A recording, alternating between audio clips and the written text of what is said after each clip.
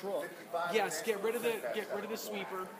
We're gonna talk right out of this. Yeah. Stand by.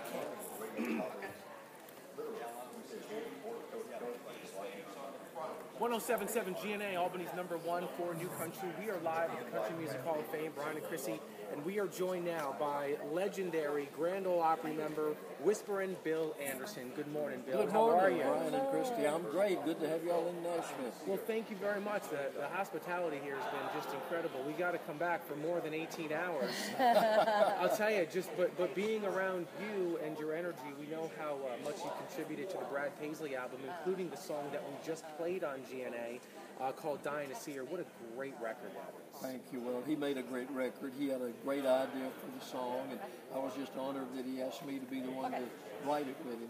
Well, you know, in learning a little bit about your history, I mean, you've written songs that have gone to #1 for the past 40, 50 years, and I don't know, is there a secret? Is there a secret to it? Is it the art of storytelling? How do you write such great songs?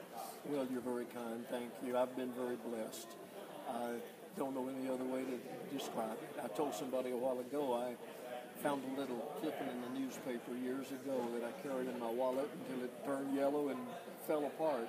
It said, find something you like doing so much you do it for nothing, and then learn to do it so well that they'll pay you, and you've got it made. And it's the old, if you enjoy what you do, you never work a day in your life. And so I've just been very blessed to be able to have a life doing what I love. As we're here celebrating the Brad Paisley album, Love and War, which came out on Friday, you guys really seem to have a kinship that is more than just writing songs together. He appreciates you, you appreciate him. How was it working with Brad? How did you guys come together and collaborate and come up with such a great song? Well, of course, we go back to the success he had with Whiskey Lullaby, which John Randall and I wrote, that Brad and Allison had the great record on. And then Brad and I have done several other things over the years. Just the idea that he came to me and he said that he had an uncle who had been through this situation where his uncle's wife had passed away, and his uncle was spent the rest of his life grieving. And I had kind of been through a similar thing with my father. My mother died 2 years before my father did, and I could relate to the story too because I saw how much my dad grieved for my mom for those 2+ years that he was alive without her. And so it just kind of fell into the song, and I was just extremely honored that he asked me to be the one to co-write it with him. And then I had no idea he was going to ask me to, do a little whispering part on the record with him. We're talking to Bill Anderson, who's a legend.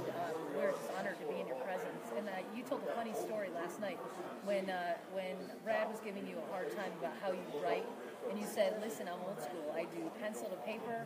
And he said, and tell us what you said to him, because I thought it was a great quip, because he was getting you zingers left and right. Yeah, and then all of a sudden you came up with the greatest line. He was busting your chops a lot about the way you write versus the way he writes. Oh, yeah. He sits there with all his computers and all his electronic stuff, I sit across the room with a No. 2 pencil and a legal pad, and he looked over at me one night. We were writing a song together. He looked over at me and he said, Moses?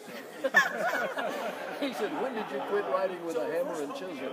That is classic. Well, he presented you with some tablets last night. He did. As if to say, You're a great sport. You're a great sport. But, then what I told him was, I said, I'm here with this pencil, and I held up the pencil and waved it at him. I said, this pencil has never crashed. That's right. And about 4 days later, he called me. His computer crashed.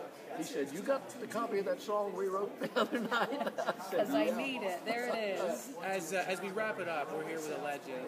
We're the WGNA, Albany, New York, upstate New York. Oh, right where you are. Have you ever played upstate or been in the Albany area? Many, many, many times. I go back to, I remember one Sunday afternoon in Albany, and I mean, we're going way back. Me and Skeeter Davis and Farron Young played on the back of a truck at the grand opening of a shopping center. Really? I could not tell you what shopping center it was.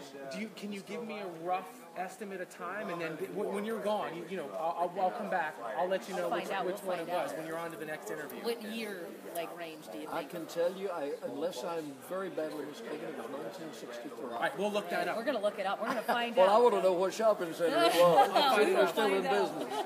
Whisper and Bill Anderson, thank you for a couple of minutes. You're a legend. Amazing. Thank you for your hospitality. Thank you. Really Great appreciate to it. have you in Nashville. Thank you. Thank you very much. All right, it's 8:14 with the